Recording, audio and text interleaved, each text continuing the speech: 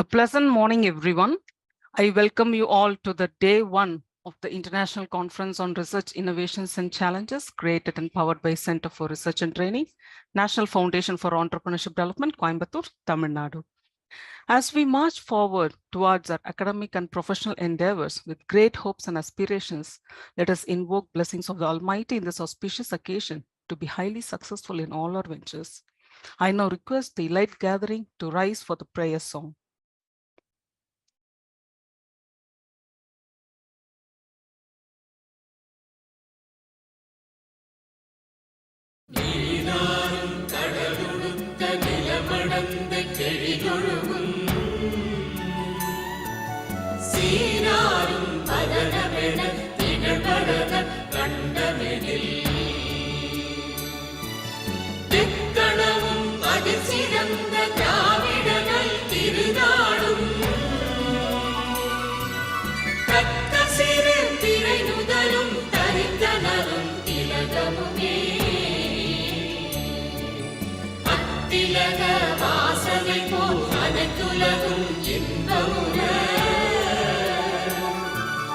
எத்திசையும் புகழ் மணக்க இருந்த பெரும் தமிழனங்கே தமிழனங்கே உன் சீரிழமை திறம்பியந்த செயல் மறந்து வாழ்த்ததுமே வாழ்த்ததுமே வாழ்த்ததுமே.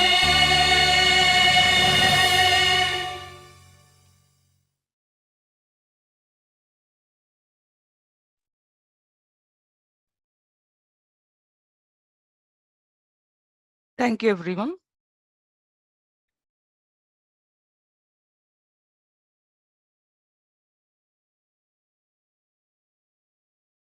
As per the quote of the chairman NFED, Professor Dr. R. Ganesan, the greatness of any research work is only through its wider applicability. In adherence to this proverb, NFED has been into efficacious journey for more than 20 years.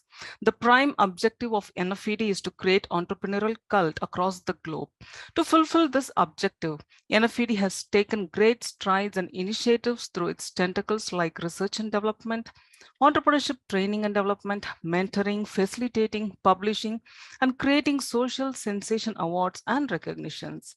NFED has created enormous impact in the academic world, wherein its core strength over decades is based on 5 dimensions, namely intellectual knowledge dissemination, quality-centric deliverance, consensus efforts, impeccable initiatives, and time-centric execution.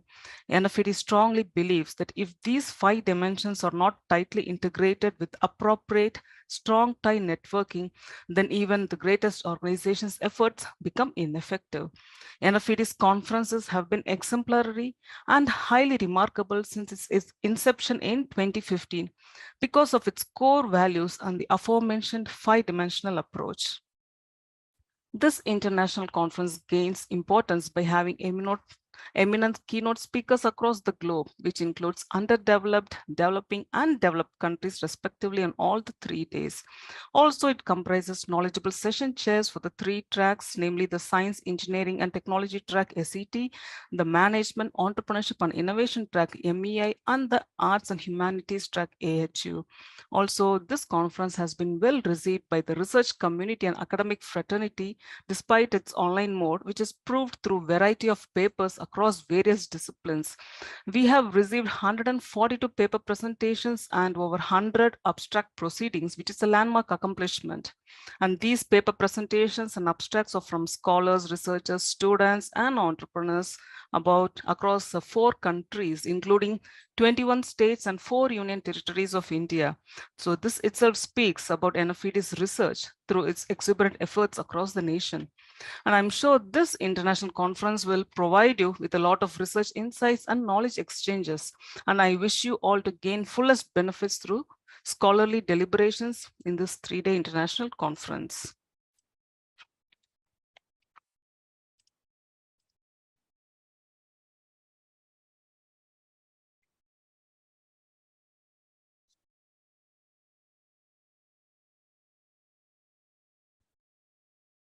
With this brief note,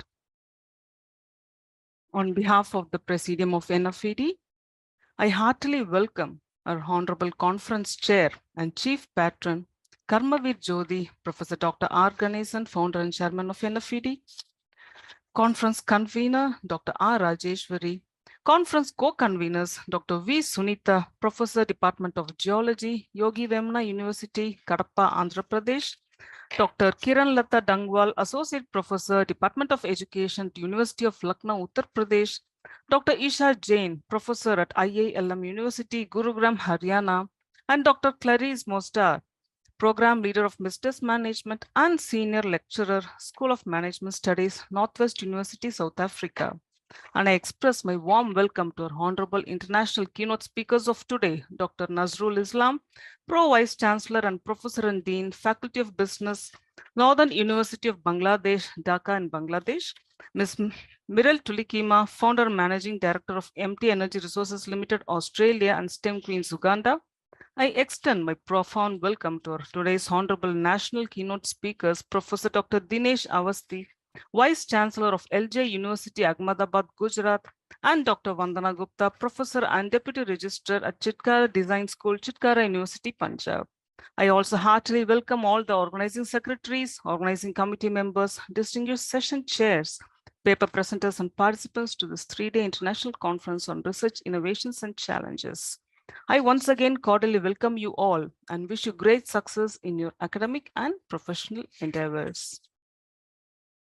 And now let me take this opportunity to introduce National Foundation for Entrepreneurship Development to this elite gathering. NFED is a unique organization which is predominantly into promulgating entrepreneurship cult across the nation. It is driving and thriving on socialistic notion with writers, academicians, corporate citizens, and entrepreneurs in its fold. NFED was established as a virtual organization in 2003 and registered as a full-fledged trust in 2013 with its headquarters at Coimbatore, Tamil Nadu. It primarily aims in creating enterprising communities at large in schools, colleges, and universities through its training and development activities, faculty development programs on research and publications, and entrepreneurship development workshops, national and international conferences, and seminars. In furtherance to serve the communities, NFED has instituted 2 units in 2015, namely the Center for Research and Training, a growth action unit of NFED, and NFED Business Facilitators Forum, a strategic action unit.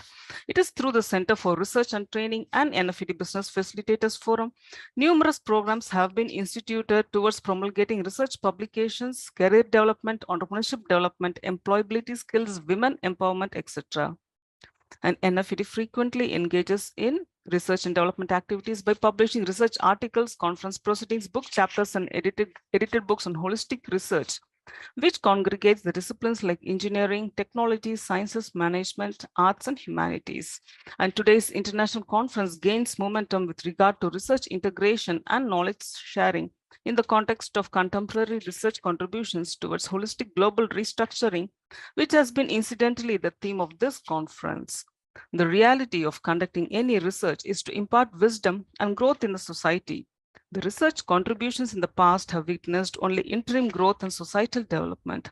And this situation continues due to unidisciplinary focus, wherein lack of integration of research across various disciplines remains untapped in many areas. The current global scenario is ever-changing and demanding, wherein the sustenance and livelihood will be more challenging in the ensuing years. Furthermore, the knowledge sharing through congregation of research across interdisciplines and multidisciplines for upbringing the overall socioeconomic development and progression is quite indispensable. And today's globalization has nurtured the advancements in science and technology, entrepreneurial innovations, ergonomic practices, etc., due to IT interventions and digitalization. And this has triggered the new gamut in the research arena. And it needs to address the upcoming trends in all sectors towards bringing a holistic development. And hence, there is a need to gauge the overall requirements of mankind in terms of achieving socio-economic sustenance and global stability. And keeping these above-mentioned aspects in view, the international conference intends to focus on the paradigms of research innovations in the disciplines of science, engineering, technology, entrepreneurship, management, arts, humanities, and other interdisciplines to have wider knowledge integration. Also to envisage the future challenges through a radical approach for the betterment of mankind. The conference has been officially coined by the conference chair and chief patron as International Conference on Research, Innovations and Challenges to garner the interdisciplinary and multidisciplinary research contributions across the nation and globe for enhancing knowledge exchange and transformation. And this in turn will bring in a phenomenal development at all levels to meet the future challenges. And I'm sure you all will be benefited at large. And with this note, I now extend my hearty welcome to our Honorable Conference Chair and Chairman of NFED, Karmavir Jyoti, Professor Dr. R. Ganesan. Professor Ganesan earned his doctorate from the reputed IIT Delhi with a special focus on entrepreneurship development. He possesses more than 2 decades of research experience in the field of entrepreneurship and management. He has served in different academia ranging from deemed universities, engineering colleges, arts and science colleges, B schools, and international universities. He has more than 70 research contributions to his credit, which are published in refereed and indexed journals, books, book chapters, monographs, and conferences. He is a global author in women entrepreneurship whose research papers are listed in Google Scholar and indexed in ASI, ESCI, MLA citations, Scopus, EBSCO, Kebbles Directory, etc. And he has authored 2 books in women entrepreneurship development and insurance management, which have been published at Germany, and has published over 24 edited books. He is serving as editorial member and reviewer for numerous journals and possesses more than 20 years of editorial experience. He has edited more than 680 research articles and chapters to his credit, which includes his editorial experience across refereed and indexed journals, conferences and book chapters at national and international levels. He has organized and hosted 3 national conferences, 5 international conferences, 4 international seminars, and has conducted 45 faculty development programs. He has delivered more than 225 national and international sessions on research and development, entrepreneurship development, managerial skills, career development, self-management, design thinking, employability skills, digital marketing, etc., and has inaugurated many entrepreneurship development cells across the nation. He is the chief mentor for certification programs on e-entrepreneurship, as well as innovation and creativity for business. He has a deep inclination towards upbringing social sensation across the communities and has hosted and organized 32 national award ceremonies for recognizing national and global talents. Also, he has exorbitant interest in Tamil literature, wherein he has written and published Agakurals, The Voice of Self, for civility, and a few traditional poetries for societal transformation. In commemorating his laudable academic research and societal transformation services through upbringing entrepreneurship development, he has been conferred with the prestigious title Karmavir Jyoti by Indian Confederation of Non-Governmental Organizations, ICONGO, New Delhi, on 22nd March 2015. He is bestowed with the coveted Lifetime Achievement Award, Researcher and Scholar Icon 2017 by Jupiter Publications Consortium in association with Ingenious Hybronics Private Limited, Chennai. He is a recipient of PFLA Excellence Award for his outstanding service to education and entrepreneurs community from People First Leadership Academy in Bangalore 2019. And he has been conferred with Order of Eminence, the highest honor for his global contribution to research, teaching, and training in entrepreneurship development by the Presidium of NFED in its 10th National Teachers' Day Awards on 5th September 2019 at Coimbatore. And he has been conferred with the prestigious MTC Global Distinguished Teacher Award in Entrepreneurship Development in the 9th World Edu Summit organized by Management Teachers Consortium Global in 2019 at Bangalore. And also he is a recipient of prestigious Pride of India Award by South Asian Institute for Advanced Research and Development in Kolkata, West Bengal on 16th October 2022. He is the founder, chairman, and presidium chair of the renowned National Foundation for Entrepreneurship Development. And he is also the founder and chair of NFED Business Facilitators Forum and Center for Research and Training, as well as NFED Publications under the ambit of NFED. He is one of the board of directors at Unelma Solutions Private Limited, Bangalore, and founder and CEO of Technovate Educational and Consulting Services, Coimbatore, Tamil Nadu. With this note, I now invite our Honorable Conference Chair, Karmavir Jyoti, Professor Dr. R. Ganesan, to deliver the inaugural address.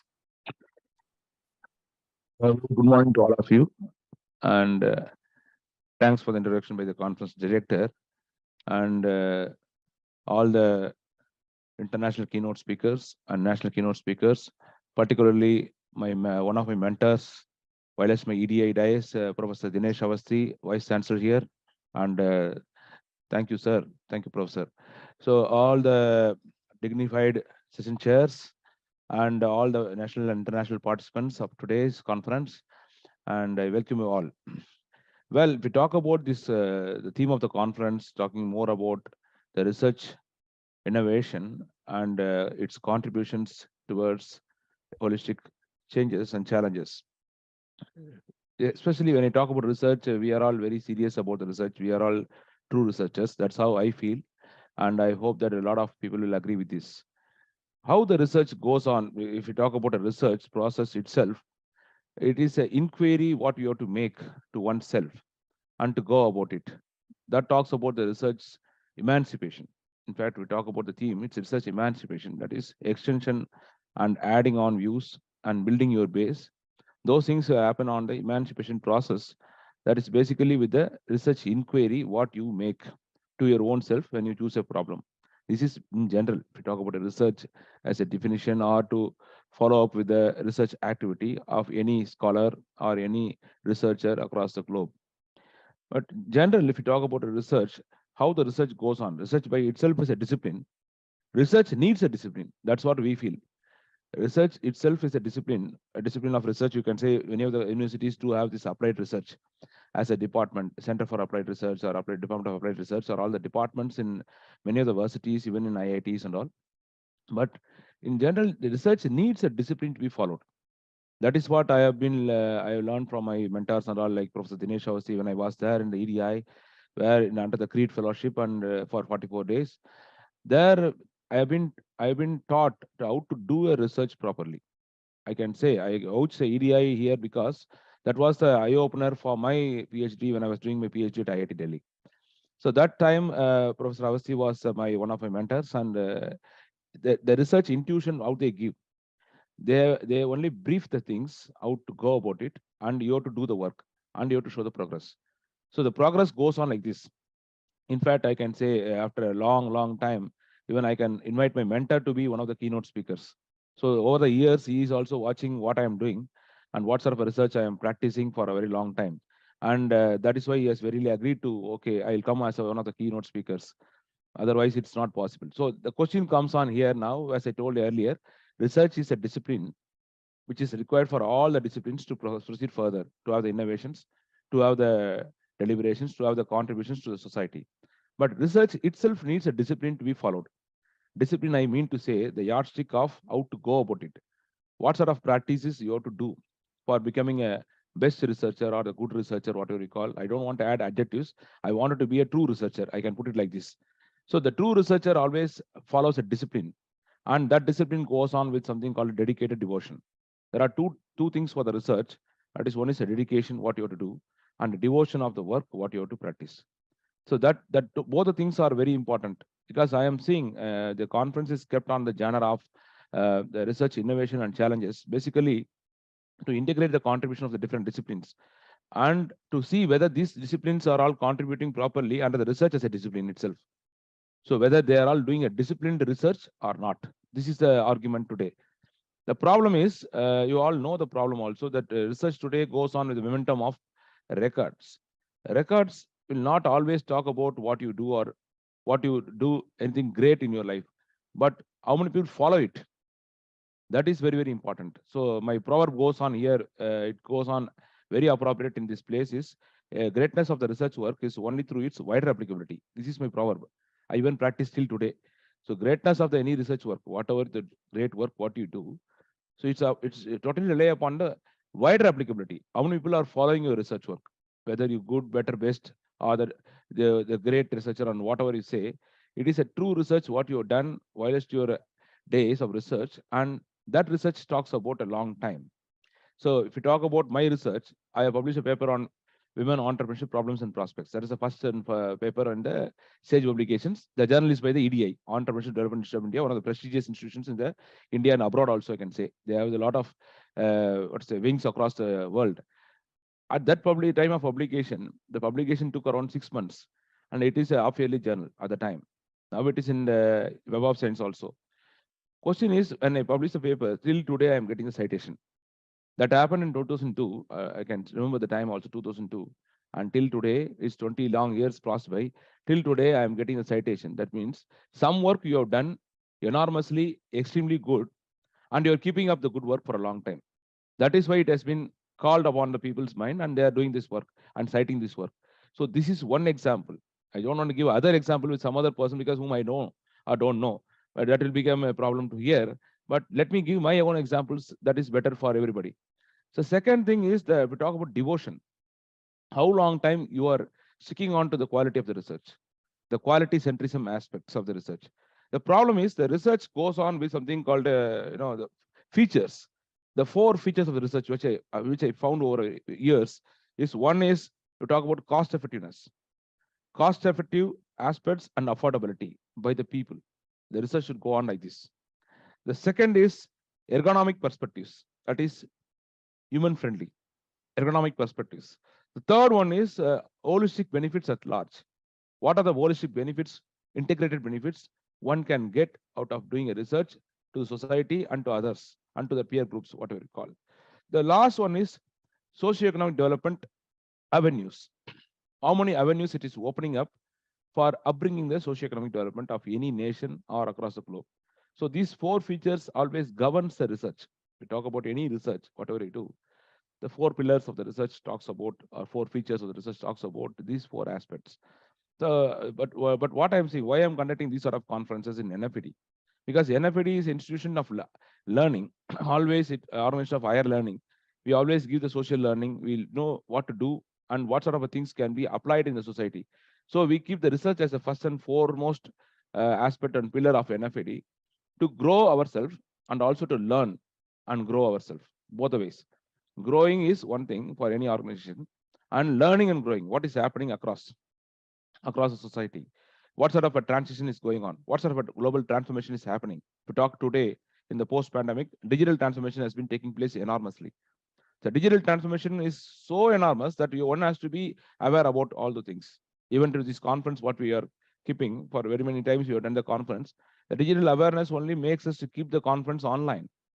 If the person who is doing this conference is not aware of the digital skills, how can he or she can conduct the conference? There are so many conferences you can see the power is not there, the person is not there, they cannot connect the gadgets. There are so many discomforts here and there, but we don't want to do those things. We have learned so many things what's happening. So as a organization of complete learning or continuous learning, so the digital conference is going on in a with big vibes across the globe, because everybody can sit here in this conference. If you conduct a live conference, it's not possible because of this post-pandemic. Even people are having the aversion of traveling and to come over there. So that is a learning process. That is again a research actually. How many times I have done this conference? How many times I'm periodically wanted to do this sort of a conference, and those many times I'm creating something called impact that makes people to join this conference. Very simple as that. So the second question, the second aspect of the research, what we are all doing is on again a principle is there. So whatever the invention is made is made. So whatever we are doing today, acting upon it, we are only acting upon it on the innovation side. So the research should also be innovative. As I told you earlier, research is to be a discipline. It should be discipline centric work what you are doing. Next one is innovation centric. It should be innovative centric to all the times. So how many scholars are all instilling the conference or performing the aspects of this research on innovative centric platform? Those are the researchers which are always regarded across the globe. Not by having the volume of publications in the index journals. Even if you do 5 journals across, even you can do 10 journals across, that talks about you for a long time. So the research is talking more about this. So what sort of a research are going on today? So that again goes on with the principle of mine again. That is, on an inventive plane, innovation tends to infinity. So on an inventive plane, research as a base, as a source, as an invention means, on the innovative plane, on an inventive plane, innovation tends to infinity. There is no end for the innovation at all. So that means what? The research is a continuous process and is a long-term process, and no one can stop it. It is ever existing and never ending. We can say like this. So these are all the things which is governing the entire globe, one has to be serious. That is what I wanted to say to this all the researchers today who are all joined in this conference, who are all with us, to be very serious in the research. Because the problem is when you do some mistake, minor mistakes, that will be referred by so many people, and that becomes a chain of mistakes. So that's what, when you even put a citation, when you write a paper, when you write a text, write a report, write a monograph, write any document which is to be recorded and researched, whichever you do, but has to be very careful. So what we are feeling is that we want to be very serious, and even we can see that some of the people are not serious. So the question is, seriousness is to be instilled inside the minds of people to do a quality research, as per the discipline. I can say as per the discipline. And this research goes on with many of the people across. Whatever you do today is going to be the record for tomorrow, and people are going to follow your shoes. And so you have to be very careful. But if you talk about the global research transitions now, the global research goes on with so many transitions. One particular sector I can address here, because there are so many speakers to talk. One is the energy sector. The energy sector goes on with like anything. Energy management sector, we can put it very more precisely.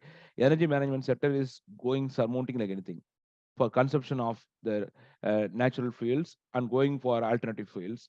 So those things are all going on as a research, and that we have got so many papers on the on that grounds also, like electronic vehicles.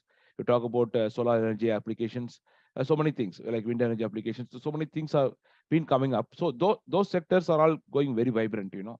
And talk about innovation, those sectors are to be concentrating more on the innovation side, and there are researches going on. Even we have got some papers in those lines.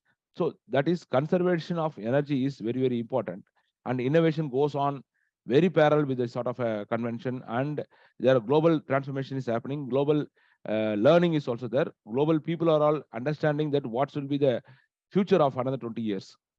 So that's why they're concentrating on the sector. But this sector will be the base sector for all other sectors. When you do any innovation, most of the sectors will be on service side and the production side, manufacturing production side. In the manufacturing production side, for even the service side to exist, the energy management is to be taken care of very seriously. Because whatever the conference what we're doing now, maybe we are doing now with the electricity and other things, your power backup and all. But in future, how it will happen? What sort of energy transformation will happen to support this sort of endeavors across the globe? So I think that will be a aspect to be tapped, and it is still going on, and that sector will be more innovative than other sectors, I feel, according to me. So, and there are so many things like electronic cars have come, flying cars have come.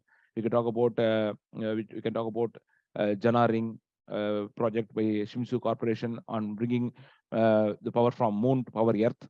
So many things are going on across the globe, and that is the project by 2035 by Japan. So likewise, there are so many innovations going on. So at the closing note, I want to say, you be serious in the research what you do, and that research will govern you for the entire life. So active research, and it's nothing called a passive research. Actually, every research is active only. But what happens when you are young? We are all doing the research very seriously. But when you're becoming a little growing old, or becoming higher, holding the positions, and we become somewhat subtle. That's what I feel. So that is not the quality of a researcher. Researcher cannot be subtle at any point of time. Always the social sensation and seriousness will be there with all the researchers. And I hope this conference will give a transformation and transition to all the minds across the globe. And I once again thank all the keynote speakers for their distinguished presence. And I congratulate all the participants who are going to present the paper today, and wish you all success. Jai Hind. Thank you, Professor. Thank you so much for your thought-provoking address. Can you say the conference convener is there to talk about? Conference convener, Dr. Yes, Rajeshwari. yes, she's present.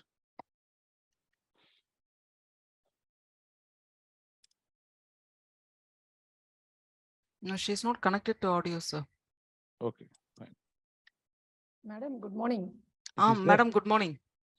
Sir, good morning, sir. Good morning, good morning. Go ahead, go ahead. Your video is not available, madam. One second, ma'am. You can take the photograph immediately, because some speakers have to leave. So you please take the photographs, conference director. Yes.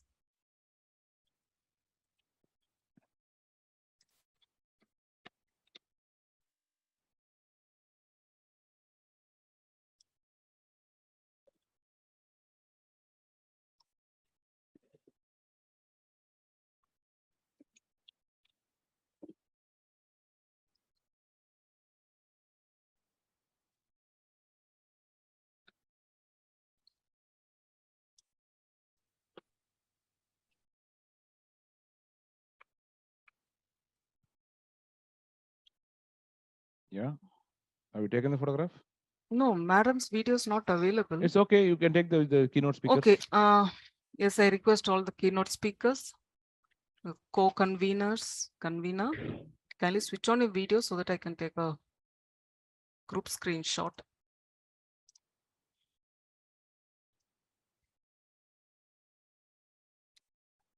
Just give me a moment. Yeah.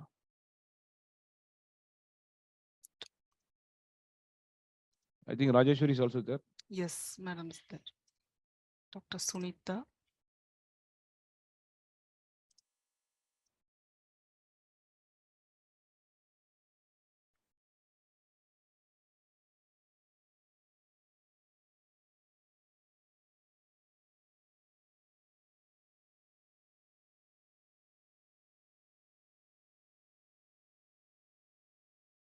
Yes, thank you. Thank you, everyone.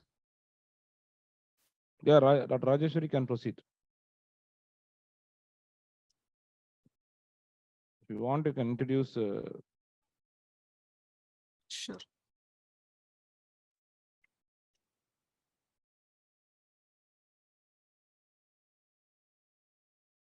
Yeah, let me now introduce our conference convener, Professor Dr. Rajeshwari, to the gathering. Dr. Rajeshwari is an esteemed professor in the Department of Electrical and Electronics Engineering for the past 15 years at the reputed Government College of Technology, Coimbatore, Tamil Nadu. She has completed her UG in EEE and PG in Power Systems Engineering from Tyagarajar College of Engineering, Madurai, and earned her PhD in Power System Engineering from Anna University, Chennai. She has gained 24 years of experience in the field of teaching through service of government institutions. Her expertise does not limit to teaching, as she has successfully published over 80 international and national journals on various topics covering the vastness of electrical and electronics engineering. Her areas of interest extend from power systems to soft computing techniques. She has extended the knowledge as a guest lecturer to over 50 plus esteemed institutions. She is also a Board of Studies member for numerous institutions housing EEE and member of internationally recognized societies such as IST and IEEE.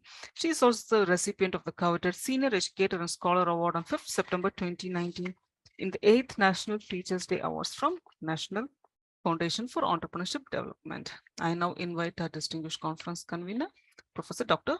Rajeshwari. Kindly unmute yourself, ma'am. Unmute yourself, please. You need to click on the unmute button, ma'am. Yeah. Yeah. Thank you, ma'am. Thank you. So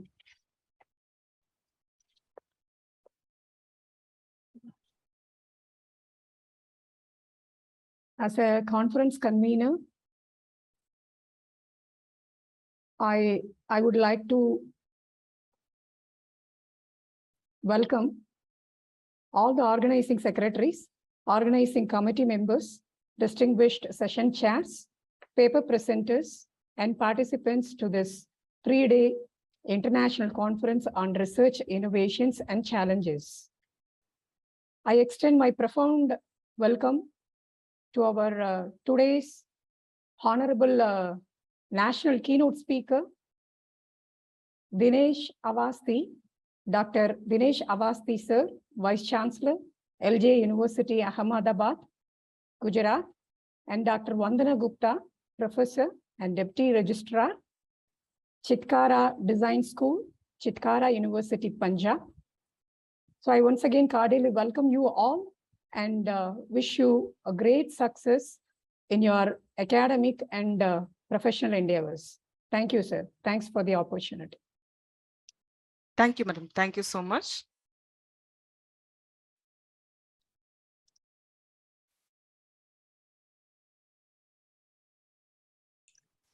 It's my immense privilege to welcome our honorable keynote speaker for today, Dr. Nazrul Islam, and introduce to this elite gathering. Dr. Nazrul Islam is a professor of management and international business. He has served at various universities like East West University, State University of Bangladesh, Eastern University, Uttara University, and Canadian University of Bangladesh. He has published over 65 research articles in international refereed journals that were abstracted and indexed by Scopus, ABDC, EBSCO, ProQuest, ESJI, and Crossref. Professor Islam has also published 30 research papers in different journals and has attended more than 20 international conferences held in India, Nepal, Maldives, Hong Kong, South Korea, Malaysia, Singapore, Thailand, USA, and Australia. As a panel reviewer of South Asian Quality Assurance System, Professor Islam has reviewed ICFI Business School of India for its accreditation. He is also serving as editorial board member for a number of national and international journals like International Journal of Management and Business, British Journal of Economics, Management and Trade, etc. Professor Islam has been honored with Bangladesh Education Leadership Award 2017 and Educational Leadership Award in 2018 in the category of Best Professor in Business Administration by CMO Asia. He is currently serving as Pro Vice Chancellor and Professor and Dean of Faculty of Business at Northern University, Bangladesh. I now invite our Honorable Speaker, Professor Dr. Nazrul Islam, to deliver the keynote address. Thank you very much. Distinguished conference chair and chief patron of International Conference on Research Innovations and Challenges, KVJ Professor Dr. R. Ganesan, Honorable Conference Director, Mrs. Ramaya Kandavel, respected conference convener, Dr. R. Rajeshwari, esteemed keynote speakers, Professor Dr. Dinesh N. Ashwati, Vice Chancellor, LJ University Ahmedabad, Gujarat, India, Ms. Mireli Tulekima, Founder and Managing Director, MT Energy Resources Limited, Australia, Dr. Vandana Gupta, Professor and Deputy Registrar, Chitkara Design School, Chitkara, Punjab, India. Distinguished participants from different parts of the world, colleagues, ladies and gentlemen, good morning to everyone. I am very much delighted to be here today and really excited to see a large number of professors, industry experts, and research scholars in this fabulous international conference on research innovations and challenges, ICRIC 2023. Distinguished participants, ladies and gentlemen, it is a great honor for me to deliver a keynote speech at this very important conference on ICRIC 2023, organized by Center for Research and Training of National Foundation for Entrepreneurship Development, Coimbatore, India. I wish to extend my deep appreciation to Professor Dr. R. Ganesan, Chair and Chief Patron of this conference, for inviting me to share my thoughts on entrepreneurship and innovation for sustainable development in developing countries. I thank and welcome the participants of this conference who will share their knowledge and experience with their colleagues and will ensure an outcome that is grounded in the concrete realities for the entrepreneurship and innovation for sustainable development of the economies of developing countries of the world. Dear colleagues, let me first start with a brief report on the resources used by the world community. I then like to discuss how the innovation and entrepreneurship have influenced the sustainable development of economies of the developing countries. The overall objective of sustainable development is to find an optimal interaction of economic, human, environmental, and technological systems.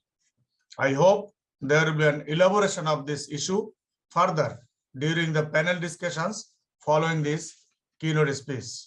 Dear participants, the economic growth of a country often depends on a number of factors, such as availability of natural resources, rate of capital formation, favorable capital output ratio, technological progress, dynamic entrepreneurship, rate of growth of population, and conditions of social overheads like education, health, and various non-economic factors.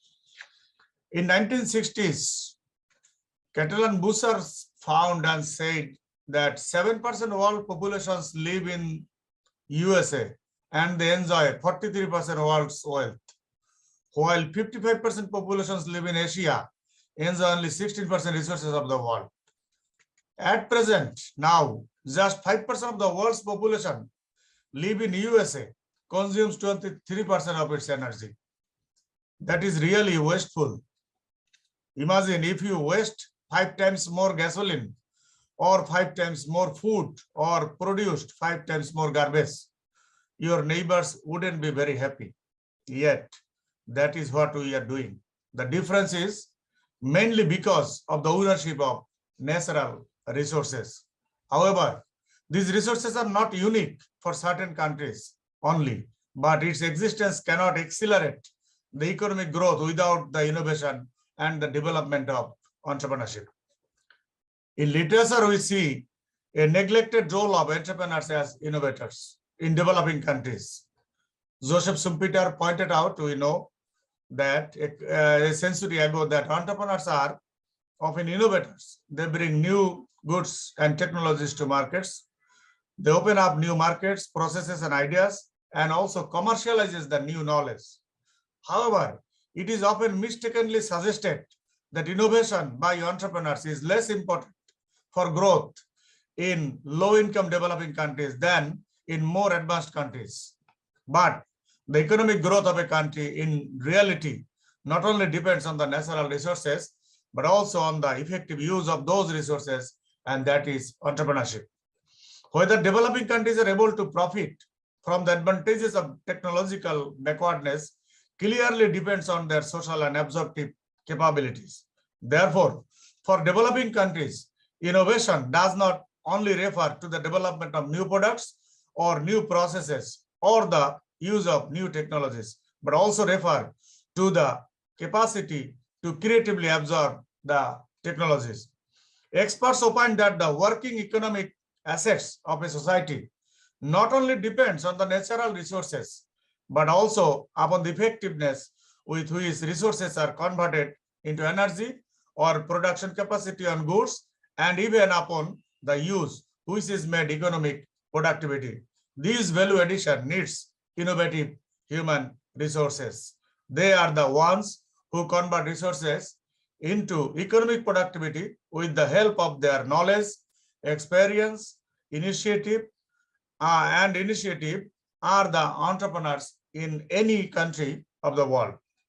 Ladies and gentlemen, the first stand of research on entrepreneurship recognized that not all opportunity exploitation would necessarily be in society's best interest. Entrepreneurs are persons who are resourceful and creative in finding the ways that also add to their own wealth, power, and prestige.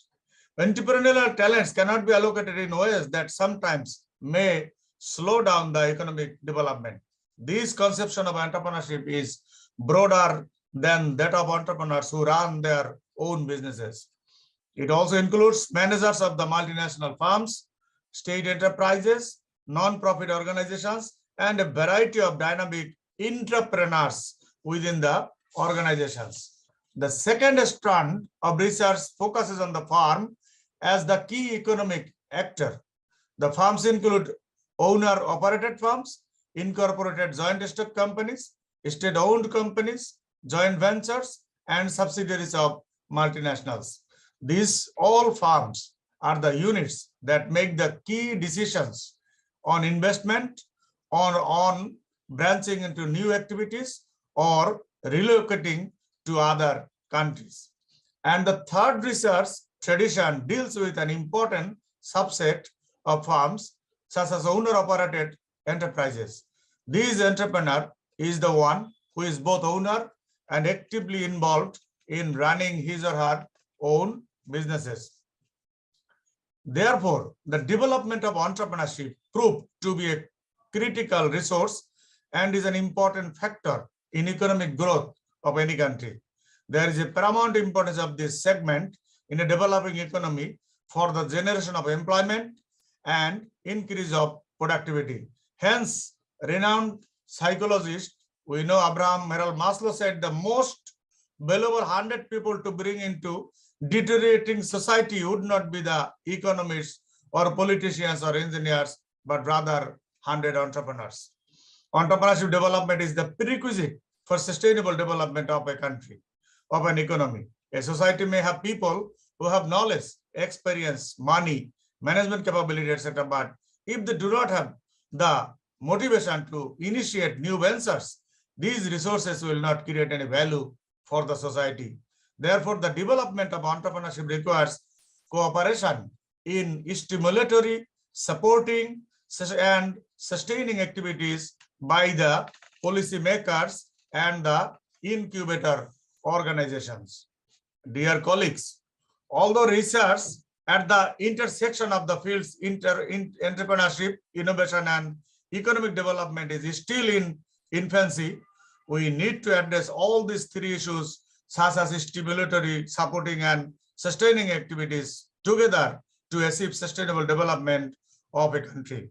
In today's world, with all its social, economic, and environmental challenges, knowledge is the primary source of innovation and sustainable value and wealth creation of the country. We need creative thinking and the process, because more of the same will not create the sustainable solutions we need. The development and productive use of knowledge is therefore becoming the key process of value creation for the organizations as well as for the societies. In today's knowledge economy, these values will lead to mediocre or average results. Hence, passion, talent, creativity, freedom, and responsibility are needed for achieving excellence in any economy of the world. Dear colleagues, the emergence of growth of innovative firms is crucial for structural change towards sustainable development. Research points out that the countries where SMEs associated with entrepreneurship are more innovative and are placed in the top of the rankings for sustainable development, where countries with weaker performance in terms of innovative entrepreneurship have lower scores of sustainable development. Therefore, sustainable development needs supporting innovative initiatives in business sectors, work as engines for change in the new development paradigm to address both present and future challenges. Dear participants, in conclusion, we can say that entrepreneurs, innovation, and entrepreneurship will be of increasing importance given the current and future challenges facing global development. These include persistent global inequalities, growing vulnerability of the countries to external shocks, including financial crisis, natural disasters, and the threats of climate change. To meet these challenges, innovative entrepreneurship is indispensable. In the light of these challenges, the very concept entrepreneurship needs to be broadened. In particular, we have to recognize the growing roles for social entrepreneurship, public entrepreneurship, institutional entrepreneurship, and even non-state sovereign entrepreneurship for the sustainable economic development of any developing country of the world. Thank you very much for your kind attention, and I hope the conference will be a great success. Thank you all. Thank you so much, Professor Dr. Nazrul Islam, for your very delightful Thank you, address. sir. Thank you. Yes. Thank you. I think it's Professor Avasthi to be there. Is he there? Yes.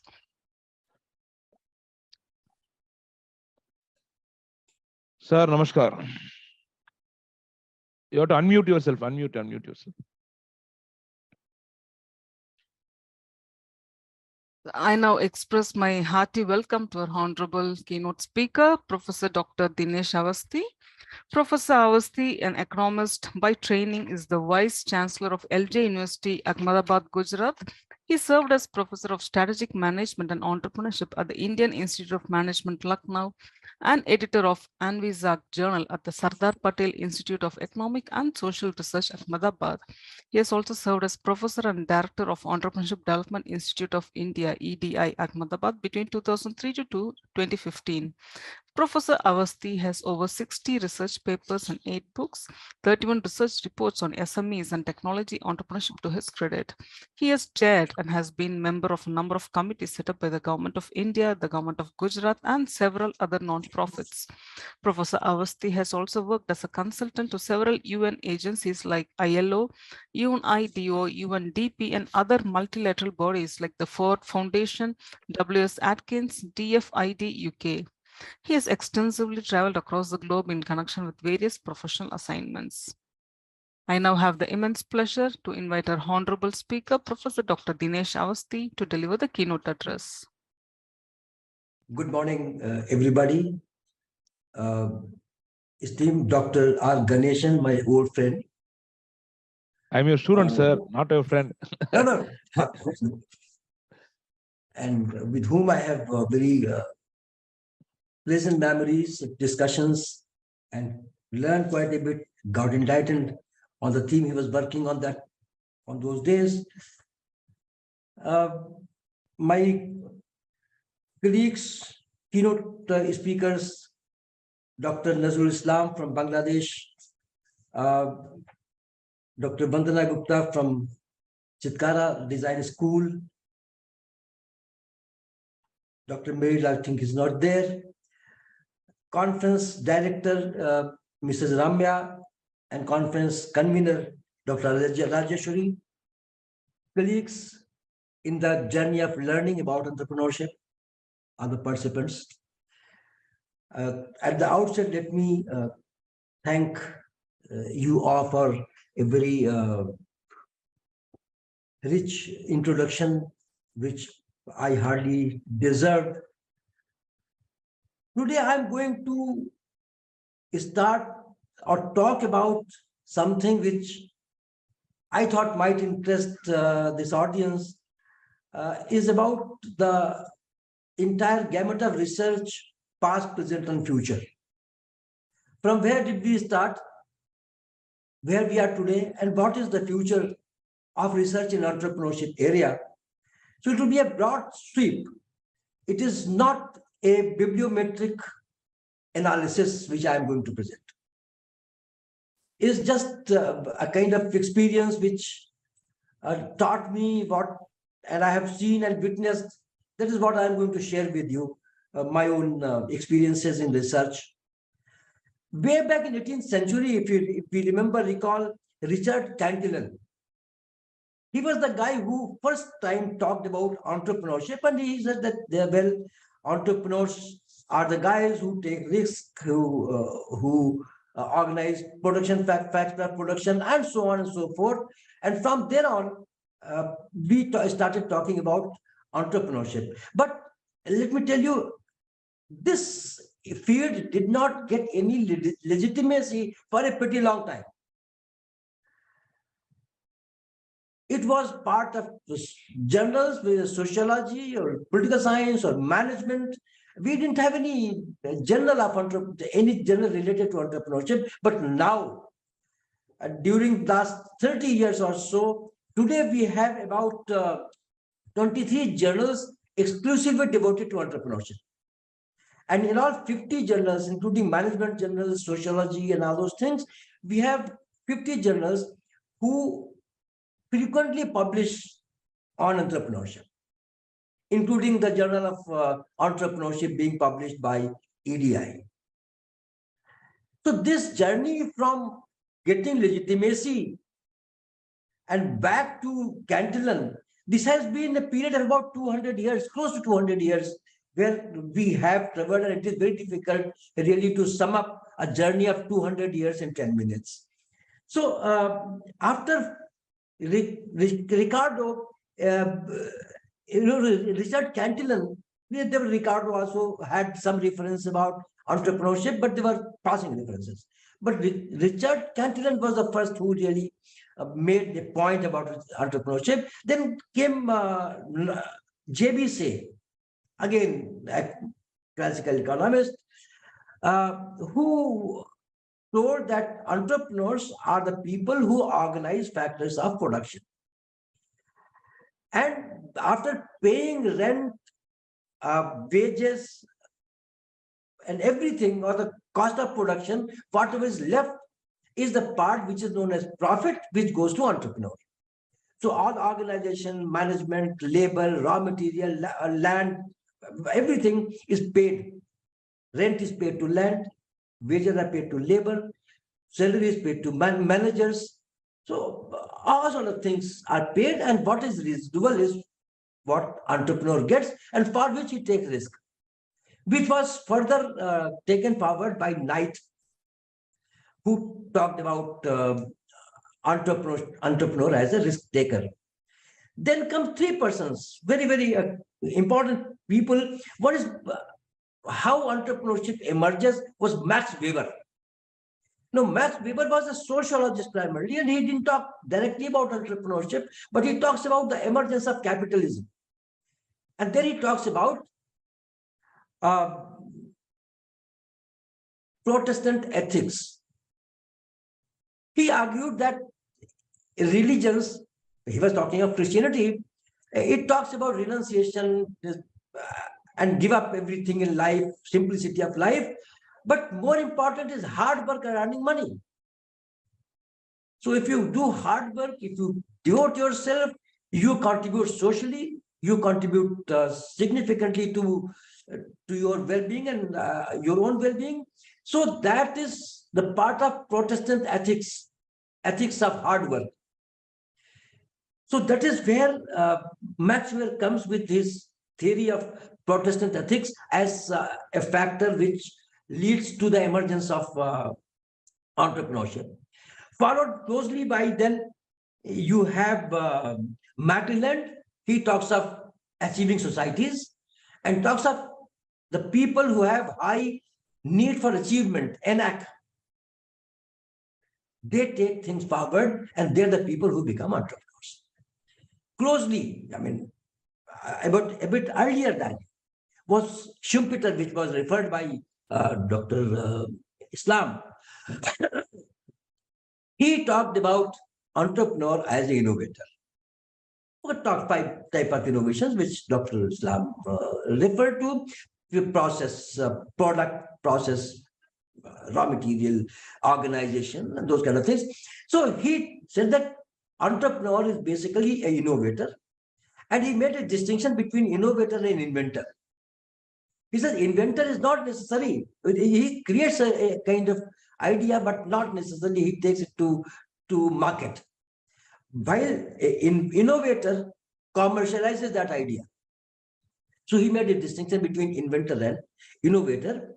Then comes Peter Kilby, who talks about functions of entrepreneur, what entrepreneurs do, right from conceiving an idea to managing the company and earning profits.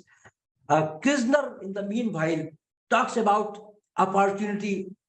The entrepreneur is an opportunity seeker. This is Kisner, which comes about early 70s.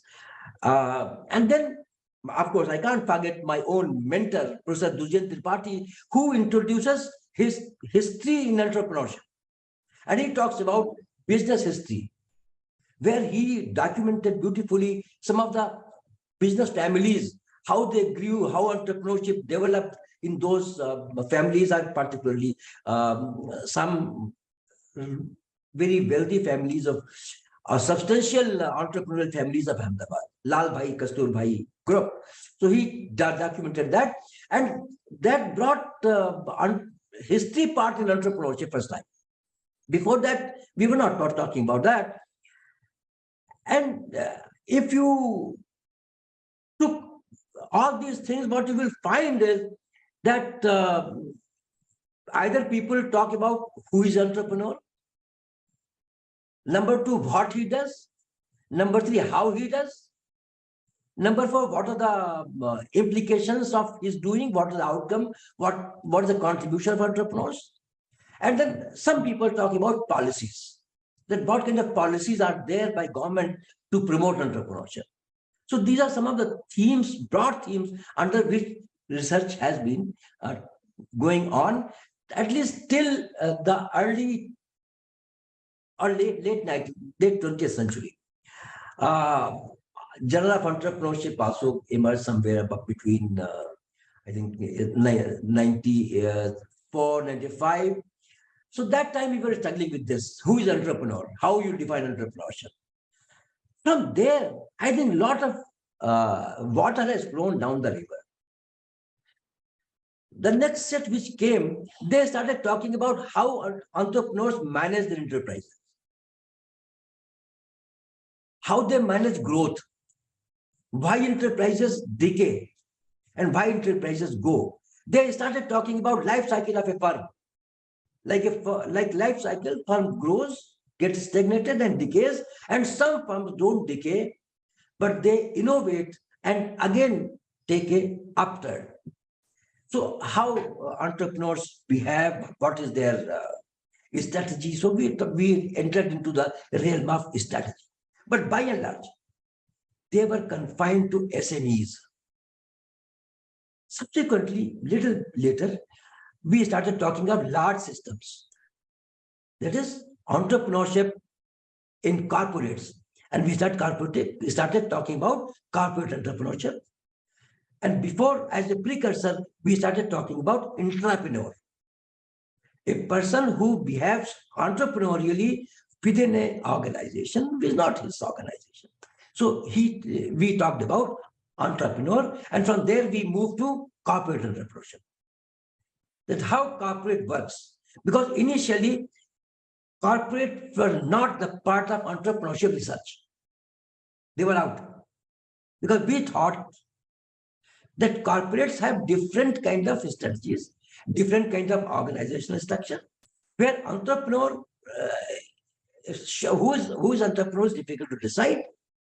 Where shareholders are there, stakeholders are there, and if you get higher shares, you could become controller. So controller and entrepreneur, they are two different things. So we kept them away, but later on we started studying corporate entrepreneurship as well. And then it followed a lot of varieties of entrepreneurship categories like rural entrepreneurship, urban entrepreneurship. Then we had family entrepreneurship. All those things, I mean, cooperative entrepreneurs, institutional entrepreneurs, educational entrepreneurs. So depending upon the area, we started defining or giving label of entrepreneurship. I'm not sure how far it is justified and valid. But then things have started moving in this direction, that we have fragmented all those areas, and depending upon the subject area, what an entrepreneur does is titled as ex-entrepreneur. Entrepreneur becoming an environmental entrepreneur. Somebody who is in education, education entrepreneur. So all those kind of tags started being given, but I'm not very sure whether that is the right way, because to me, entrepreneur is entrepreneur.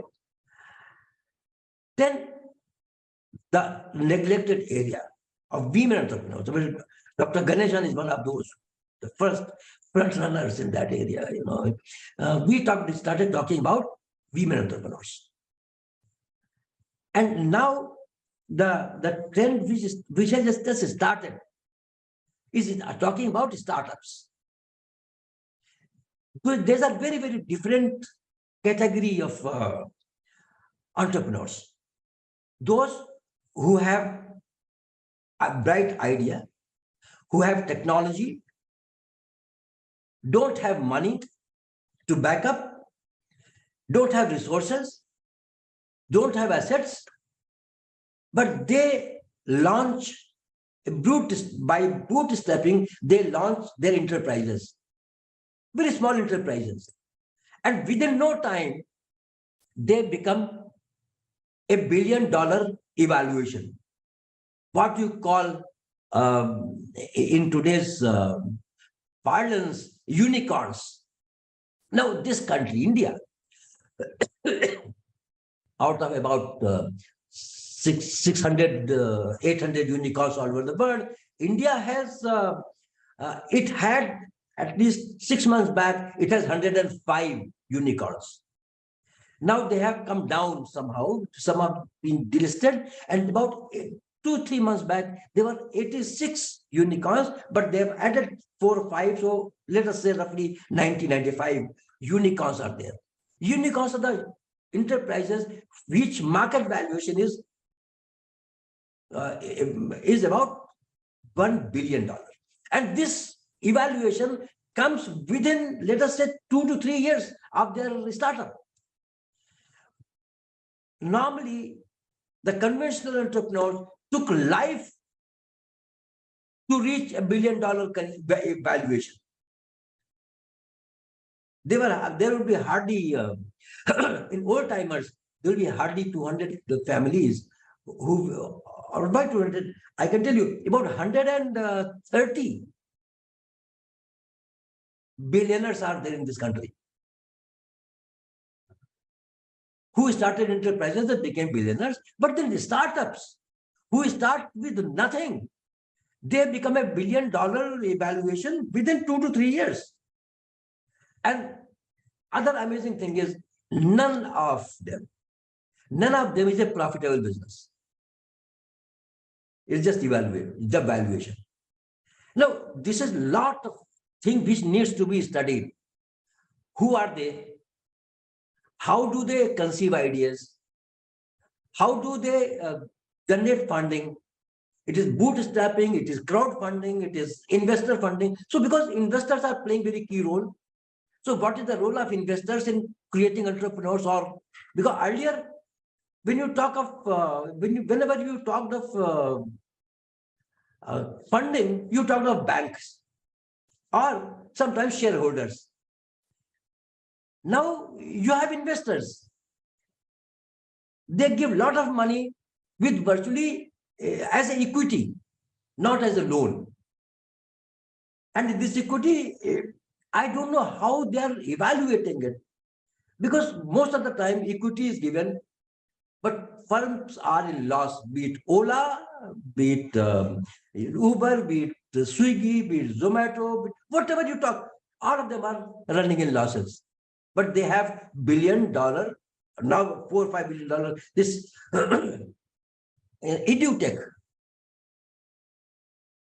they have $16 billion assessments.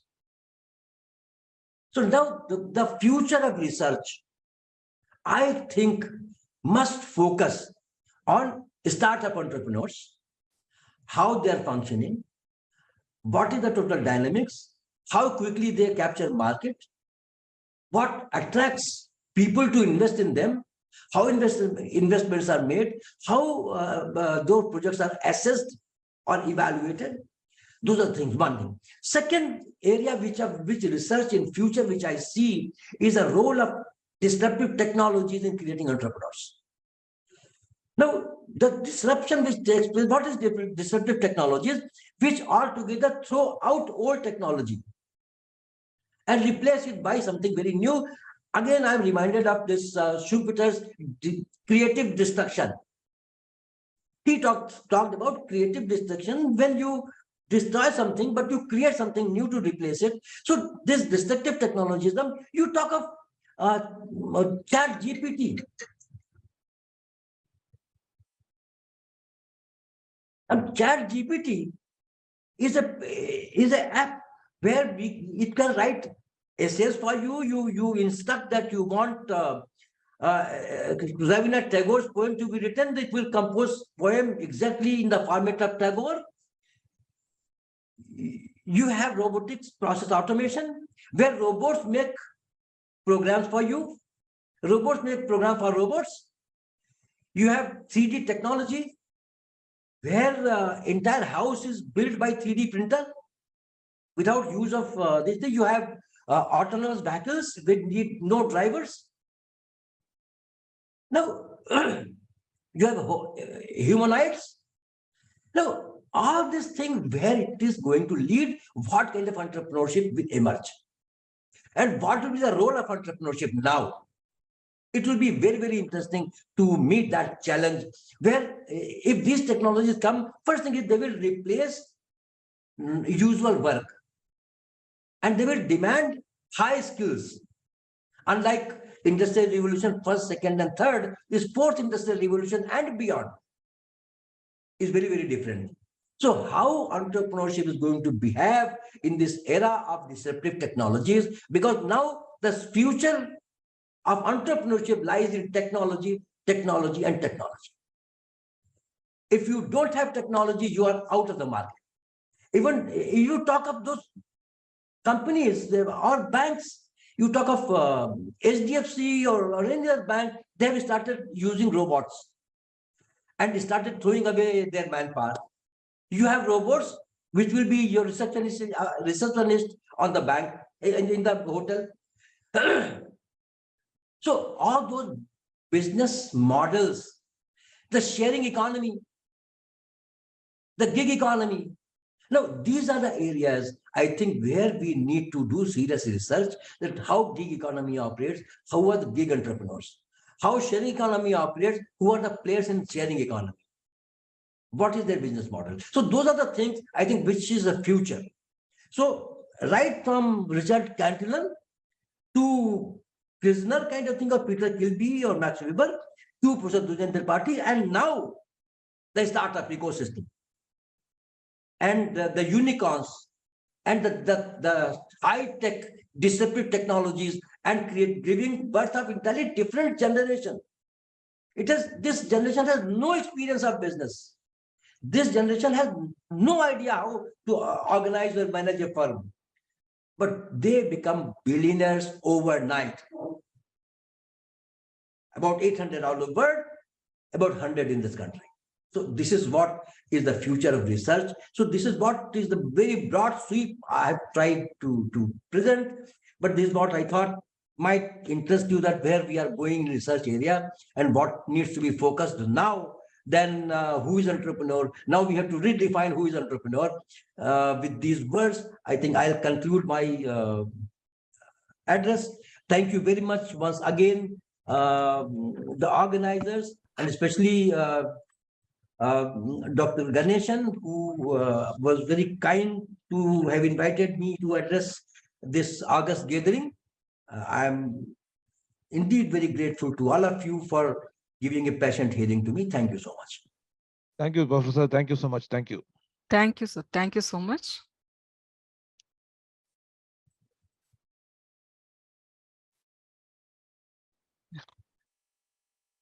It's my privilege to introduce our distinguished keynote speaker, Professor Dr. Vandana Gupta. Welcome.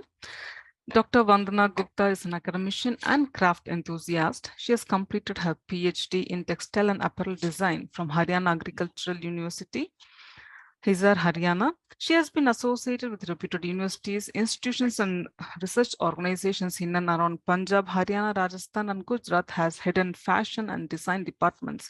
She has several research papers, review papers, and book chapter publications in the area of sustainability, smart textiles, natural dyes, antibacterial and UV protective finishes, museums, textile design in the national and international journals. Her professional goal is to provide quality education to students and contribute in sensitizing the younger generation about the unique and exclusive art and craft of India, along with instilling discipline, integrity, and honesty. In commemorating her contributions, she has been bestowed with the Young Educator and Scholar Award on 5th September 2020 from National Foundation for Entrepreneurship Development, Coimbatore.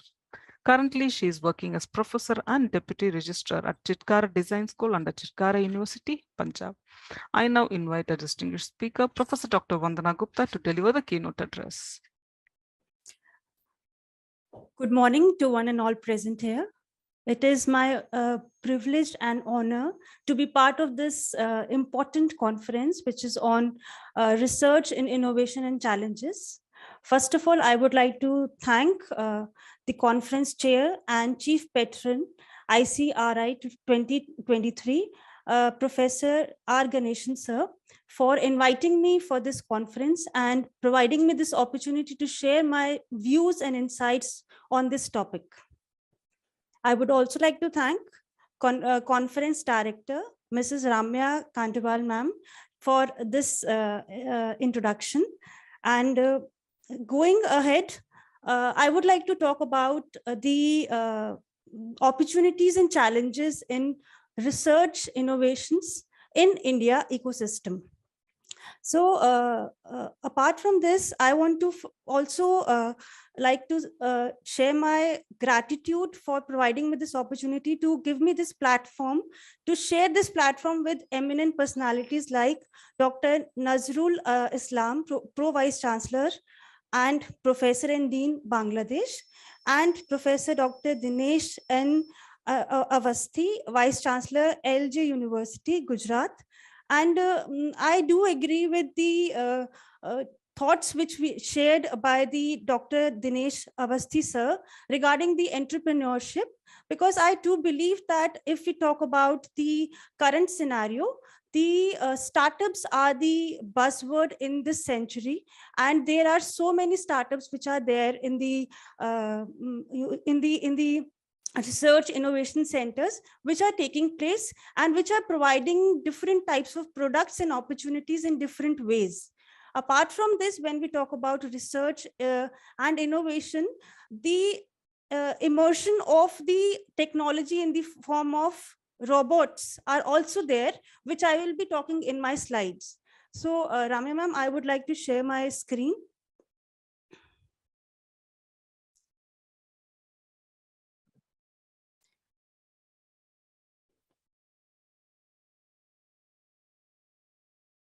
I hope my screen is visible. Yes, ma'am. You could change it to full screen actually.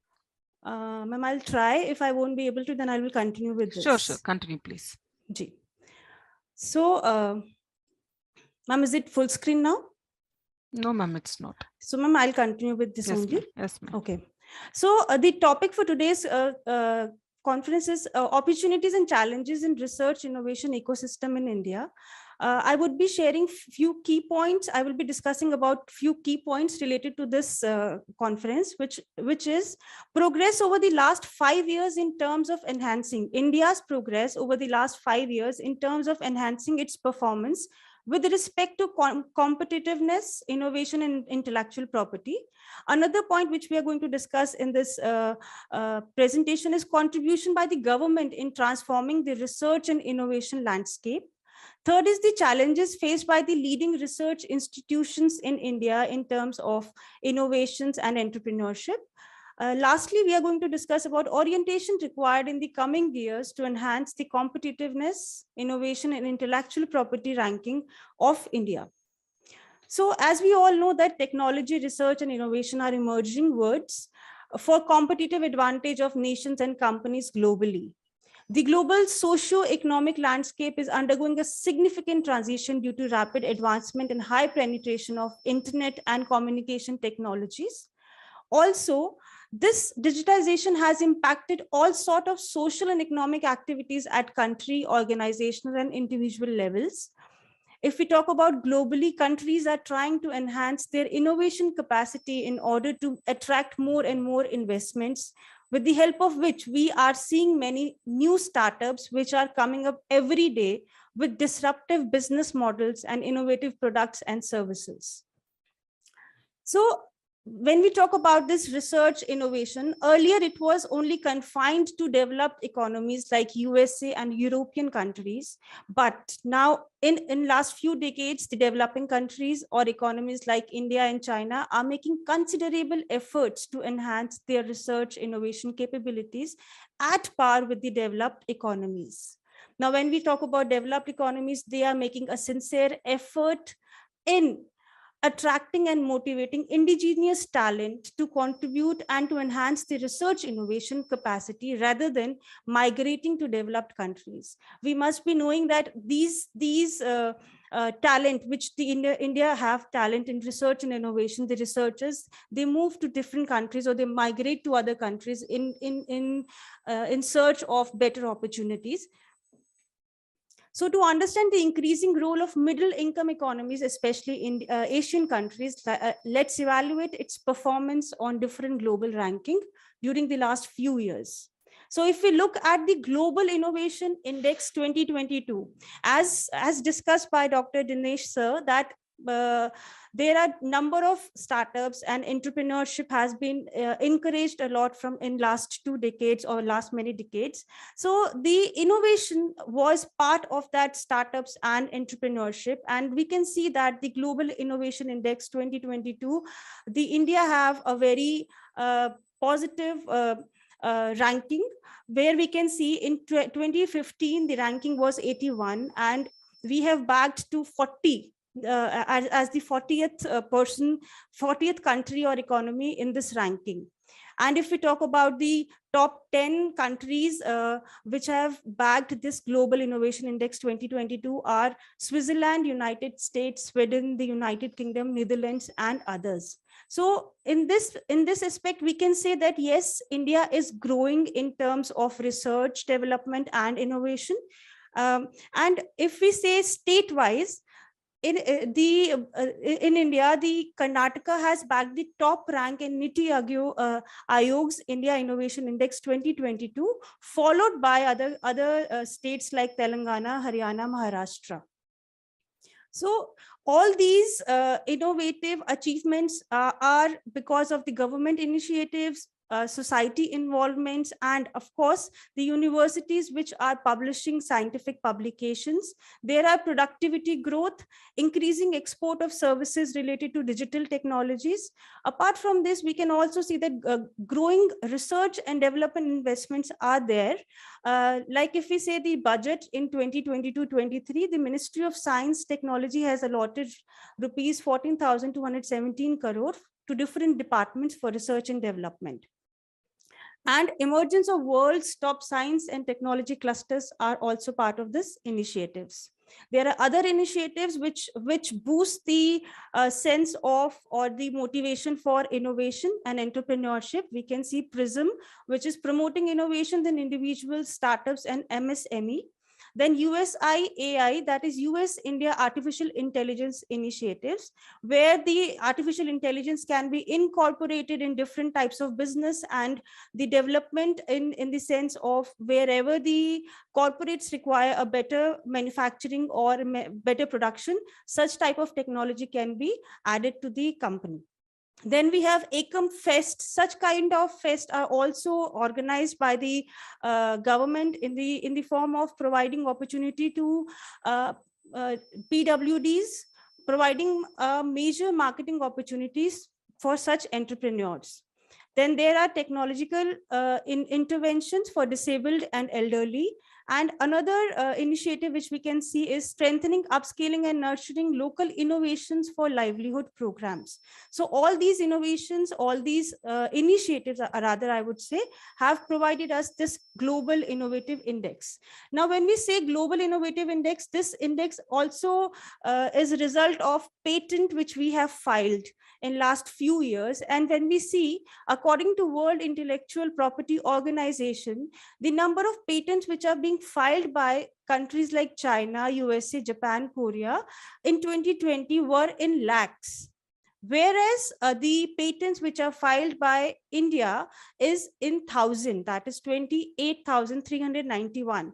So when we are saying that we are at 40th position and the other countries are at first or second position, this is where we need to focus that yes, we need to focus more on what kind of work we are publishing. As Ganeshan sir also shared that whatever we are putting into the in the form of documents, it is being read and revised by other people, or it is being used for further researches. So we need to make sure that whatever we are doing, it should be of quality, and a better patenting can be done for our country or by any country in the form of research and innovations. So when we talk about the why we are lacking in research, innovation, and of course the patenting thing, there are different factors which can be shared, which need to be tackled. In fact, one is the low expenditure on research and development. If we compare the percentage of budget which is being provided to the in India for research and development with other countries, the budget is very less. Second is the procedural delays and complexity of the process. The filing of the patent is itself a very complex process, which again makes us delay in making the patents published or file the patent. Then it is a tedious process leading to lead time, cost, and efforts. Now we need to understand, when we talk about patent filing, when a researcher researches something and wants to file a patent, the approval or the award which we need to get after filing the patent, the time for that delays, and the technology which we have developed, it becomes, because the technology is growing so fast that after 1 or 2 years, the technology that is being patented seems to be of an old technology, looks like to be an old technology. Then another important point is risk of competitive replication and substitution. When the patenting is being done, or a researcher or innovate something, the process might lead to replication or substitution as well. That risk is also there. Then migration of India's talent, as I have shared in the previous slide, that many of the researchers, they good talent, they move to other countries, and the research and innovation data reduces as per the migration. So the real value addition will happen when researcher and corporate will find the incentive to collaborate. This migration can be reduced if the researchers and corporate can collaborate and find the incentive to collaborate and commercialize the indigenous research into a sustainable business model. So that collaboration is happening, but it is in infancy stage, and we need to make more effort to collaborate between the researchers and corporates. Then when we talk about research sector in India, it faces some other issues as well. This was about the government initiatives and how the patenting is difficult. Now, if we talk about in the area of researchers or academicians or scientists, when they work, there are so many things which need to be taken care of, like there is lack of knowledge, inadequate private investment, scientific temper is lacking, absence of integrated approach towards research and development. So let me talk about lack of knowledge. When we talk about lack of knowledge, the research labs are not at par with global standards. If we talk about Indian universities or Indian organizations, research organizations, there are labs where we do not find that much standard I would say research labs. Learning and skill building opportunities are not readily available as when new technologies are introduced globally. India is moving forward, and we are taking care of new technologies. We are learning it, but then also the pace is little slow, and the technologies are not available readily for learning. Research options on latest breakthrough technologies are also not readily available in the premier research institute in India. This has led to a persistent challenge regarding the lack of availability of talent pool.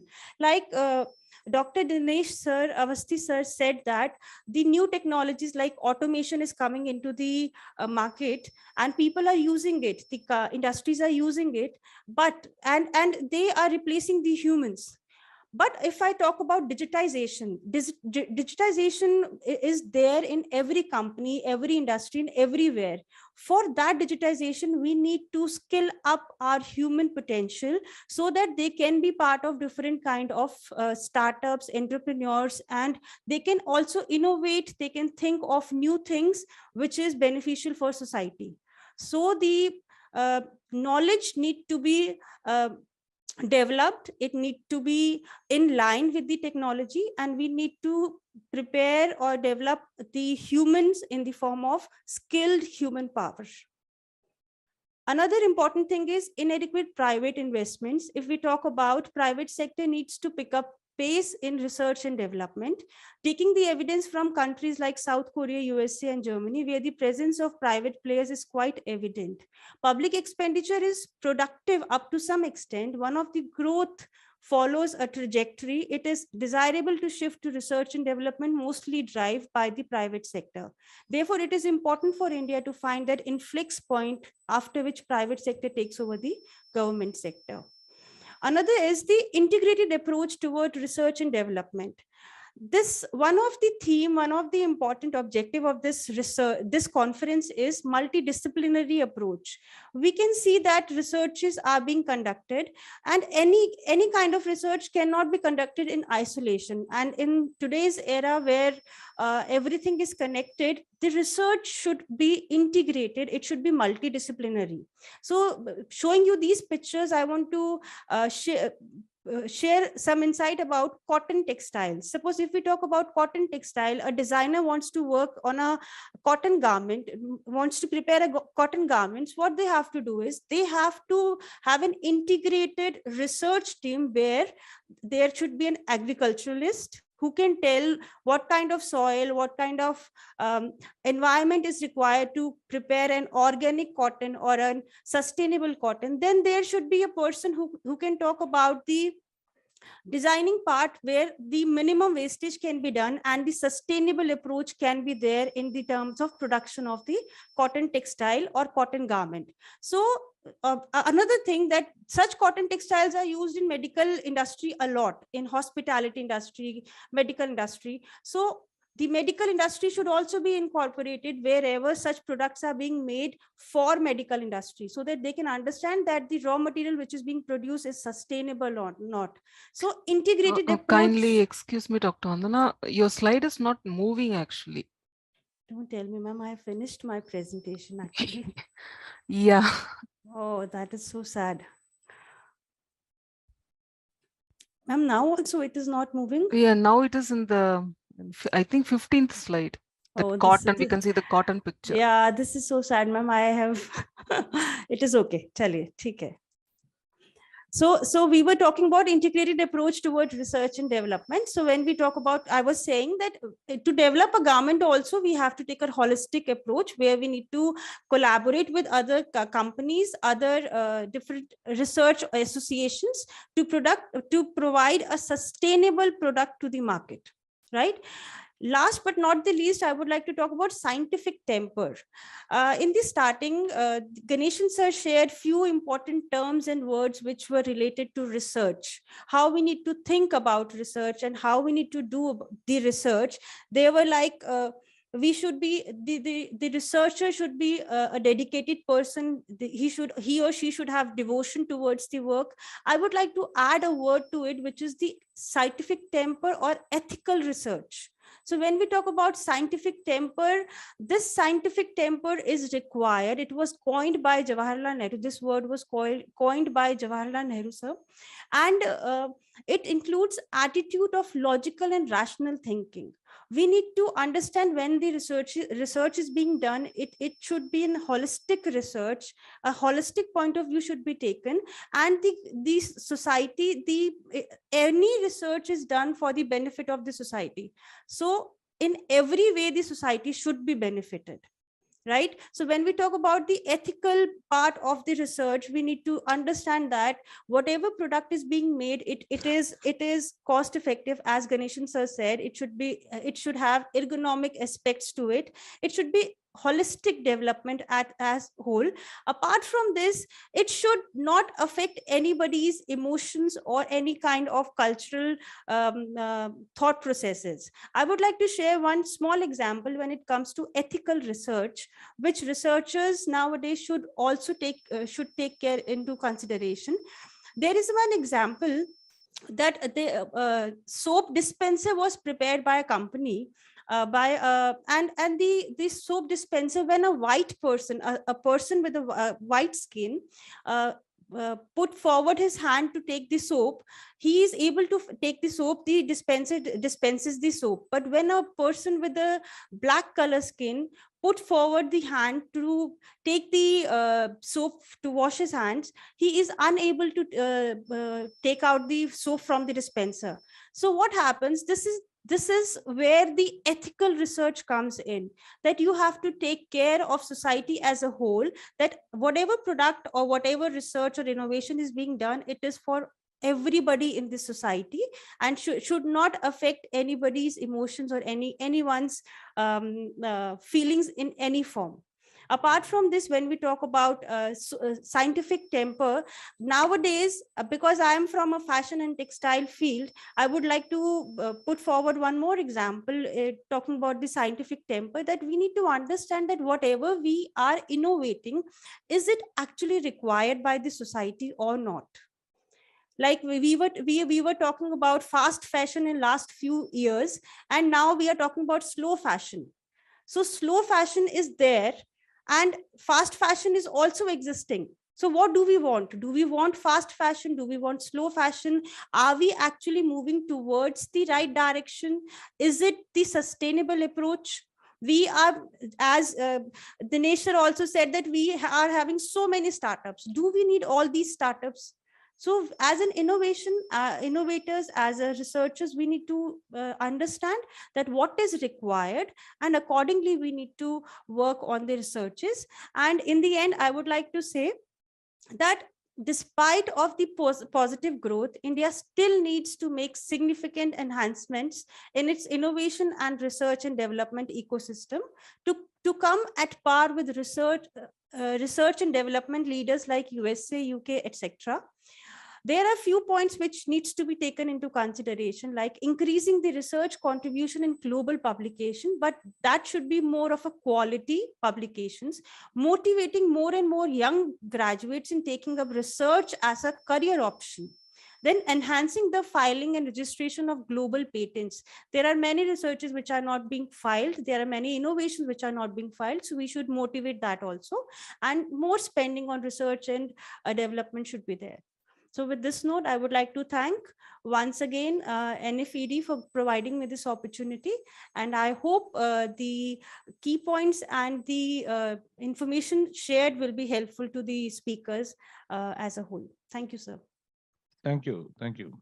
Thank you, Dr. Vandana, about this extensive presentation about the research and development and the ethics and everything. Thank you so much. Thank you, sir, ma'am. And I heartily thank all the national and international keynote speakers for their venerated presence in this international conference. So thank you so much, everyone.